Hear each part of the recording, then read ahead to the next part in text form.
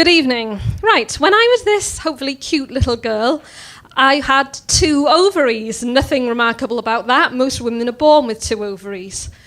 But as I was growing up on Anglesey, and I was in the early years of secondary school, I started to feel some very deep internal pain in my stomach.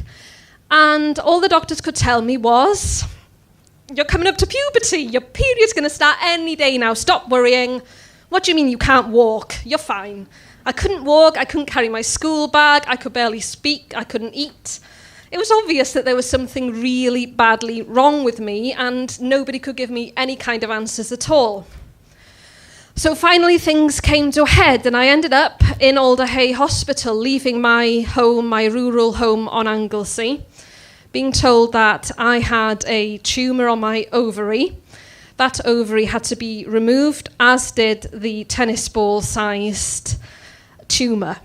I went on to have chemotherapy in Alderhay over a period of 6 months. And I went through all the normal chemo symptoms. As you can see, I lost my hair. I went through long periods of nausea and fatigue. I wasn't able to attend school in case I picked up bugs. The whole cancer experience naturally changed my life forever.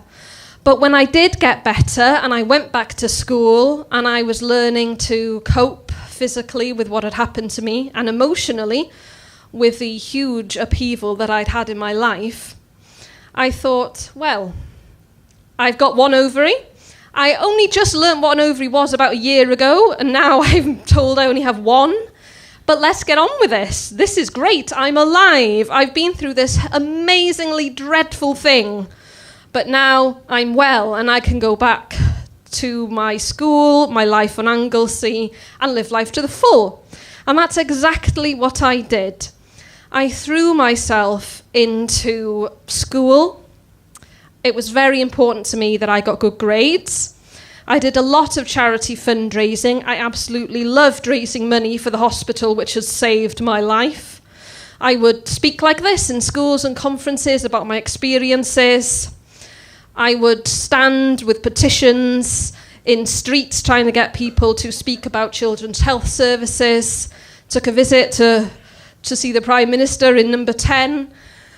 And I was able to build my life again. I was able to put what had happened behind me and get on with life with my family and, really feel privileged to be given a chance at life again and to be able to be happy with the parents who had given up everything to make sure that I lived and put me first. I didn't think I'd ever have to think about my ovary again. Okay, it was there. That's all I needed to know. I didn't think that it would come back with a bang, that my remaining ovary would rear its head and tell me that life isn't going to be as good as you thought. It was about 3 years ago when I was at a standard appointment, just having an ultrasound really to check my scar tissue where I'd had my operation. And I was really shocked when the technician stopped and said, "Oh, there's this cyst on your ovary."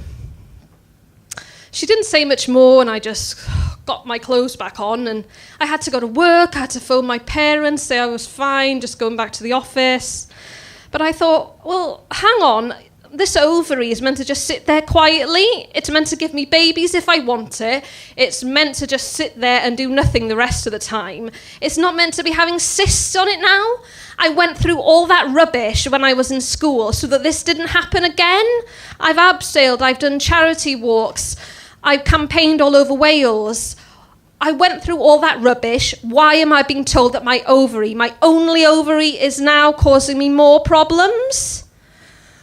So in the end, I had to realise that I wasn't going to have an easy ride ovary-wise. I had to make the tough decision whether to do something about this ovary. And in the end, I ended up having to have surgery to remove the cyst. Now, most women go through life, hopefully, with happy ovaries. And I just want to tell you all now that if you or your girlfriend or your sister need help with their ovaries, please be there and support them. And we can all go on and achieve great things, whether we have problems with our ovaries or not. Thank you very much.